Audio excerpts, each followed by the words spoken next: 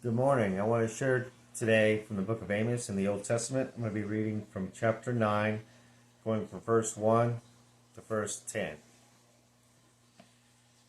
I saw the Lord standing beside the altar, and he said, Smite the capitals so that the thresholds will shake, and break them on all the heads of them all.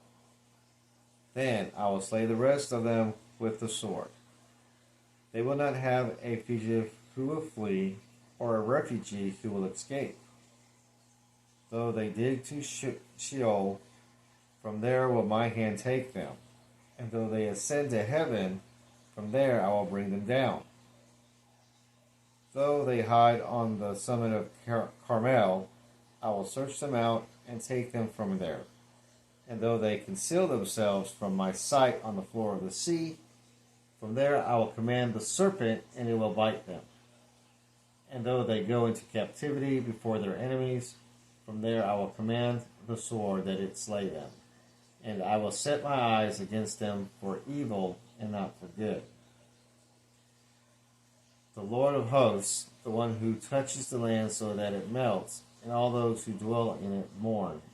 And all of it rises up like the Nile, and subsides like the Nile of Egypt.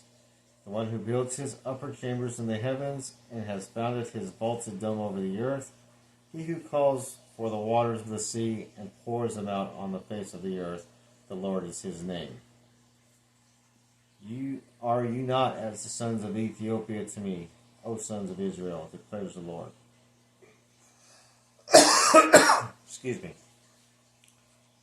Have I not brought up Israel from the land of Egypt, and the Philistines from Caphtor, and the Arameans from Kir?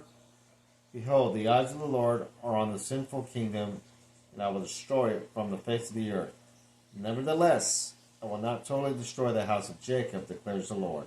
For behold, I am commanding, and I will shake the house of the Israel among all nations.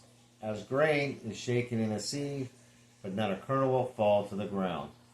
All the sinners of my people will die by the sword, those who say, the calamity will not overtake or confront us. So, pretty stark, huh? This whole 10 verses is basically telling us that no matter what, God is eventually going to judge the world. No one's going to be able to hide. Nobody's going to be able to get their way out of it. So, but he does say in verses 8 through 10 that he's not going to destroy all of the house of Jacob. So, basically what that is those are the believers. It's how I take this in our day and age. Those who believe in Jesus Christ are going to be those kernels who will not hit the floor when he shakes up all of mankind during his judgment. So, it's something that you don't hear a lot out of church and in churches about is judgments. I don't know why it's a negative thing to preach about Judgment Day and about judgment in our churches these days. But I mean, this is something that's real. It's something that's going to happen. It's not a what if. It will happen eventually. And we need to be mindful of that.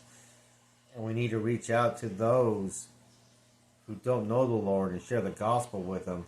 Let them know that Jesus was born of a virgin, lived a sinless life, then died on the cross for our sins. He shed his blood.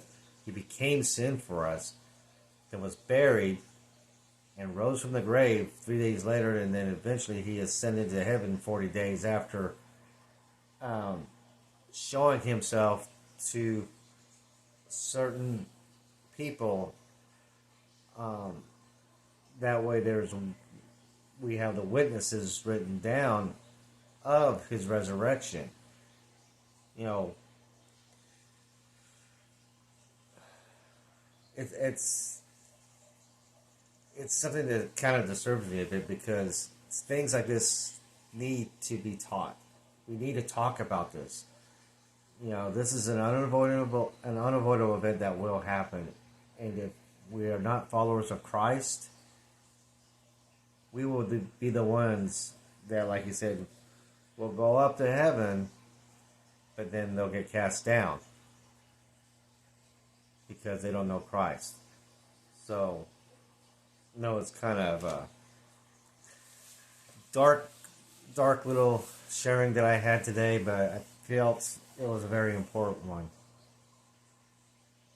We need to reach others for Christ so that they don't suffer the fate of judgment, as the Lord described it in Amos.